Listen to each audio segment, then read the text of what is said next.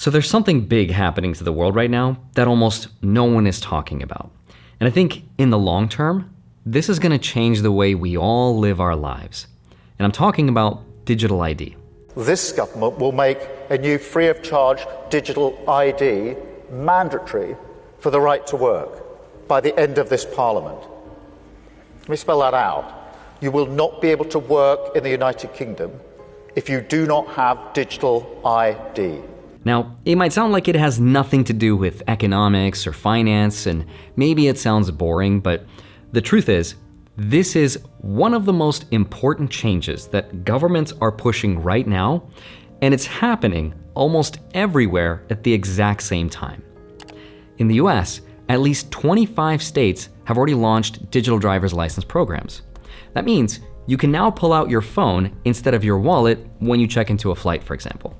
And in Europe, they passed a law last year that makes it a requirement for all member countries to roll out a national digital ID wallet by 2026.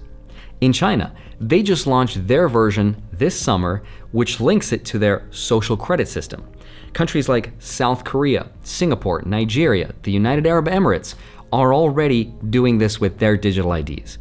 Now, you might have heard of digital IDs before, but I don't think most people really understand what it is because it's not being debated or talked about in Congress. It's not really trending on CNBC, and most people probably don't even realize that this is actually happening. But what's interesting though is that the United Nations has made it one of their goals, quote, legal identity for all by 2030. And the people funding it, of course, the World Economic Forum and the World Bank. And now Europe and the US are writing all of this into law. In just the last decade, the number of national digital ID programs have doubled. Today, over 100 countries either have one or are building one right now. And when I first thought about it, at least on paper, it sounds kind of nice. It promises to cut down on fraud and make travel easier, and it onboards about 1 billion people who don't have any legal ID.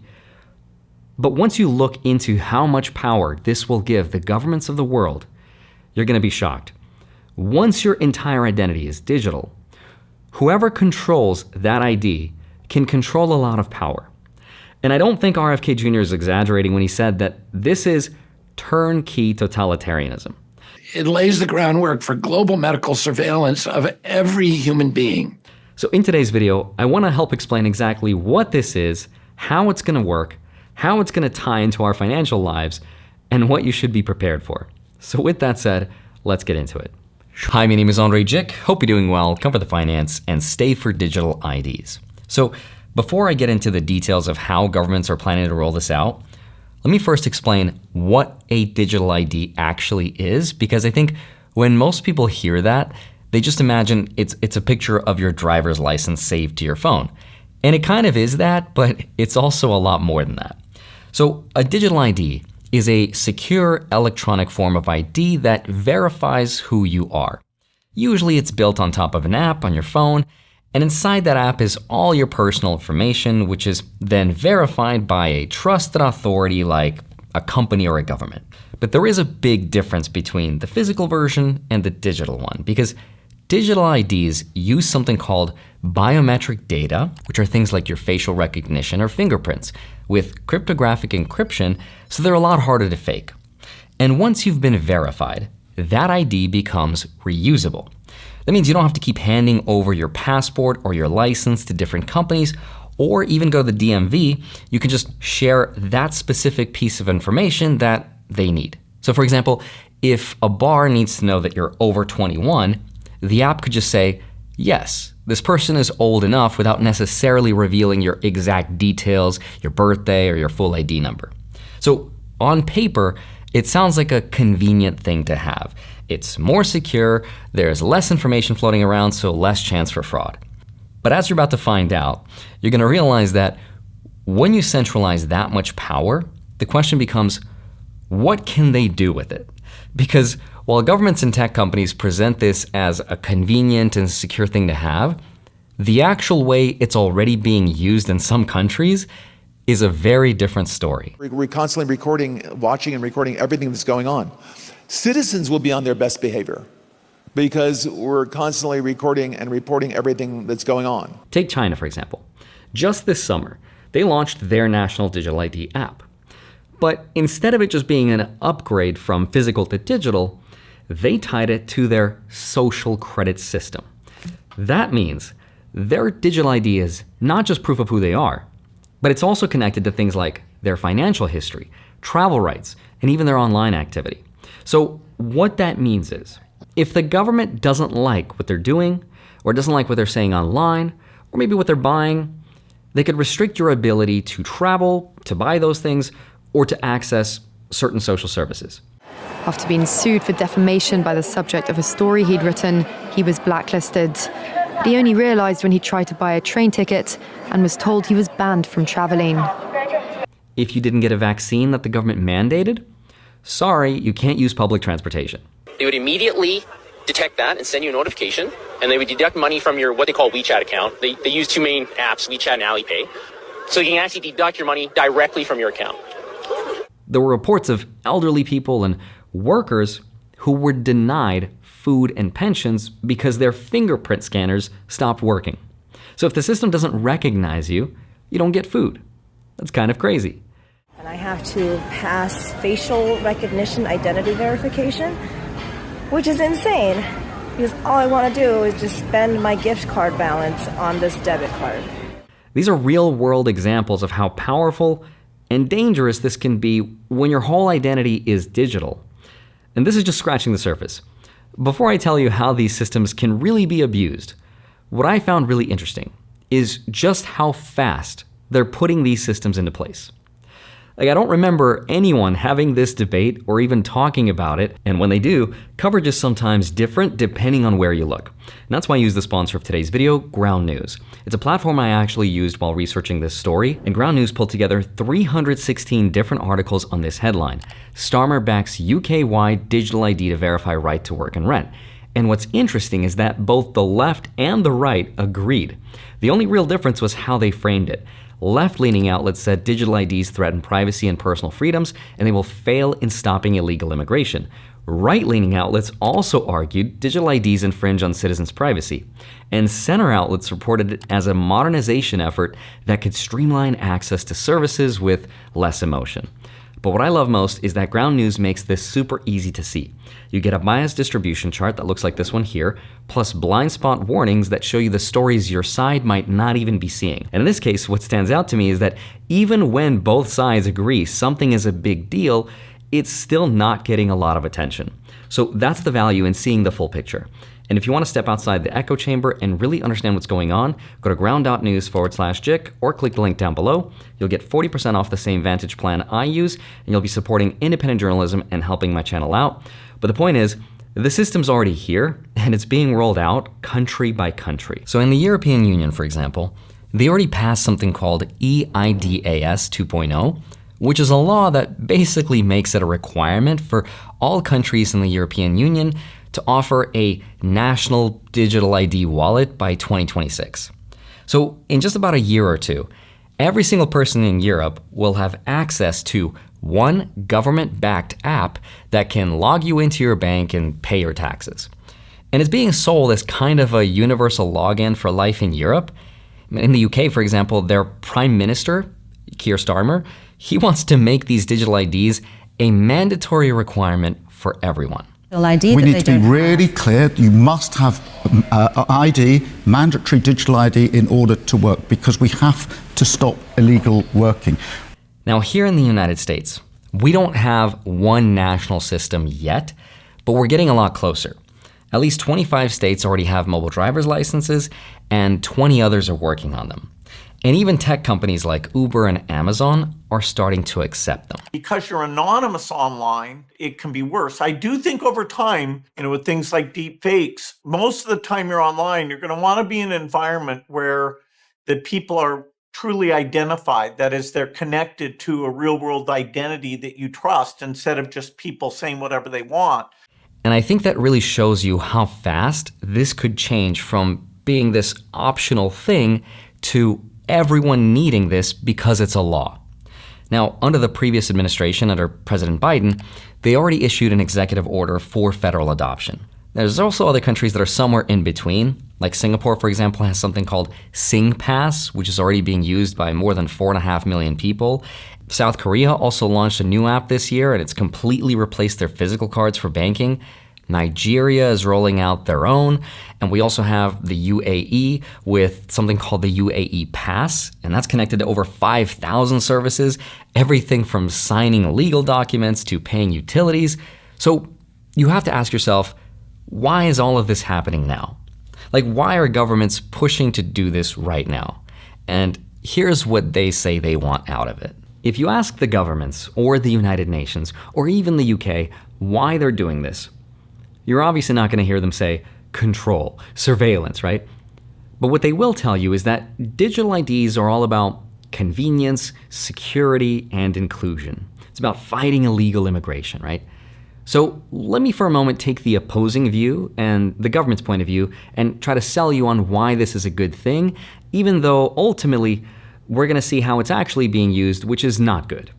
So the first benefit is obviously fraud prevention, because identity theft costs billions every year, and paper documents are really easy to fake. A digital ID uses things like encryption and biometrics, which in theory makes it a lot harder to steal and create fakes of. There's also an element of inclusion, because right now there's almost 1 billion people in the world that don't have any legal ID at all. And without an ID, they can't open a bank account, they can't vote, they can't access certain government benefits. And it's also efficient. Governments say that this is going to save them time and money by cutting out paperwork. That means no more waiting in line at the DMV, no more mailing forms. Just log in with your ID and you're done. Estonia, for example, handles 99% of public services completely digitally, and they say it saves them around 2% of GDP every year. And then there's something called interoperability. The European Union says that once their wallet is live, you'll be able to travel across all the countries, pay taxes, and even rent a bike with the same app. So that is the official explanation of why governments want it. A kind of universal passport for the digital world, right? The United Nations has called it the key to, quote, sustainable development, because it's supposed to bring everyone into this system. So on the surface, I think it sounds completely innocent, but the reality is that it's anything but that, because once you start to really think about it, the same features that makes it all convenient are also the same features that will be abused for power. And here's exactly why we should be extremely concerned. Once you centralize identity into one system, yes, you do make it easier for people to prove who they are, but you also make it easier for governments and corporations and special interests to track and control people. We've already seen governments weaponize financial access against their own citizens, and you're going to see this happen in 3 specific areas: government power, corporate power, and surveillance. So the first example, government power. If you remember in 2022, during the Freedom Convoy protests in Canada, the government used emergency powers and ordered banks to freeze accounts linked to protesters. They targeted regular people who donated money through GoFundMe. And overnight, citizens were locked out of their own savings. There was no trials, there were no court rulings, no one was convicted of any wrongdoing. It was just because they supported the wrong cause. There was also Georgia earlier this year, where Amnesty International reported that the government froze the bank accounts of NGOs and lawyers who were providing legal aid to protesters. And their crime was offering support to people exercising their right to protest. So with the click of a button, the government just silenced people by cutting off access to their money. And under existing anti-money laundering laws, this is super easy to justify because banks are required to freeze or flag accounts that they suspect have unusual activity. But what counts as unusual activity, and who gets to decide that? That could mean transferring money to buy Bitcoin. It could mean donating to a protest movement. It could even mean participating in the boycott of a company that the government wants to protect. None of this has to be proven illegal in court. As long as they have suspicion, that is enough. And that's a very scary thing. Now, the second place you're going to see this power is corporate power. Again, Amazon and Uber and other companies are already experimenting with digital IDs. But once it becomes the standard, it will stop being just identification.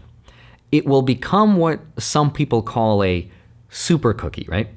Like, think about how a website uses cookies to track your browsing and sell you ads, right? But now apply that across your entire identity. That opens the door to something called dynamic pricing. And that's a shareholder's dream, by the way. Here's how it's going to work. Think about how airports charge us like $20 for a sandwich or a bottle of water. Why? Because they know you're trapped. You're not going to leave the airport, get an Uber, and eat somewhere else, and then come back through security. You are stuck. That is a very simple form of dynamic pricing. But imagine if that logic gets supercharged by digital IDs. Let's say your ID app shows that you just got off a 10-hour flight, right? The system knows where you've been, it knows your wallet balance, it knows you're hungry, so the algorithm decides, that person is stressed and they will probably pay more. And then boom, your sandwich is $25 instead of $12. But the person next to you might pay less just because that system thinks they're more price sensitive. They can tolerate $15, but not $1 more. Ticketmaster, for example, already uses dynamic pricing, where the same ticket can jump in price minute by minute based purely on demand. Now imagine, though, if your digital ID shows you've searched for, Taylor Swift tickets 5 times this week. The algorithm knows you are more likely to pay more, so your price gets pushed higher than someone else's. Airlines already do this. Or think about car insurance. Right now, companies use broad categories, right? But with digital ID, they could see your exact driving history, your Uber ride logs, where you hang out, all based on its ability to digitally track exactly where you are and where you've been. And you don't get to negotiate any of this because the system already knows too much about you. That's the corporate power risk. And then, of course, there's one more. The third place this power will show up in is surveillance and security. Some digital driver's license apps in the US already have what's called a phone home feature. That means every time you use your ID at a bar, at an airport, or a hotel, it pings a government database. So now, instead of just being a harmless ID, the government now has a time-stamped log of everywhere you go and everything you do in real time. If you add in central bank digital currencies on top of all that, which are already being tested, as well as an API that companies can pay to access, and it's not really that hard to imagine a programmable like money that is tied to your biometrics. That gives the government the ability to program dollars that maybe stop working at certain stores for certain purchases, or even dollars that expire after a certain date. It's all up to their discretion. But it gets worse when you consider data breaches. India's Aadhaar system, for example, which is the biggest digital ID program in the world, has already had multiple leaks. Sensitive information from 1 billion people, including biometrics, was exposed. But here's the problem.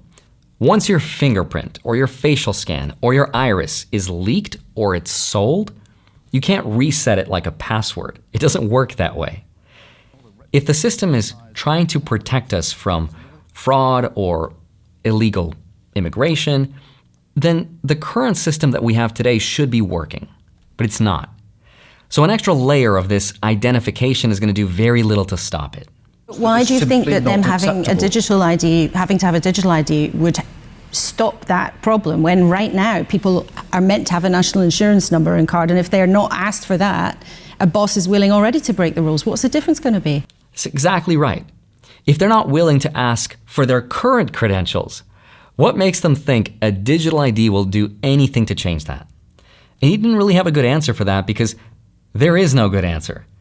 So if we allow this to happen, I think it's going to fundamentally change the balance of power between people, governments, and corporations, and not for the better, unfortunately. But yes, it will be more convenient for people, as long as you don't get out of line or say something someone doesn't like. All that digital ID will be is a means of controlling the population, of telling us what we can and can't do, of fining the innocent, And didn't we see it all when we had the pandemic, when you had to have vaccine ID to travel, to do various things? Did that stop the COVID pandemic spreading? Did it hell? All it did was put cost and inconvenience on everybody else. I also worry about massive data banks being held by the government, being hacked by foreign governments, by private companies, by criminals. I do not see a single benefit to the government having digital ID other than them controlling what we do, what we spend, and where we go. It's a crazy world we live out there, and I swear the older I get, the more I'm starting to become like that one crazy paranoid uncle. And I know how all of this sounds, and I get how it sounds like fear-mongering, but as they say, only the paranoid survive. But I'd love to hear what you think about this new system. Is it good? Is it bad? Let me know down in the comments below what you think. As always, I hope you have a wonderful rest of your day. Smash the like button, subscribe if you haven't already. I'd love to see you back here next week. I'll see you soon. Bye-bye.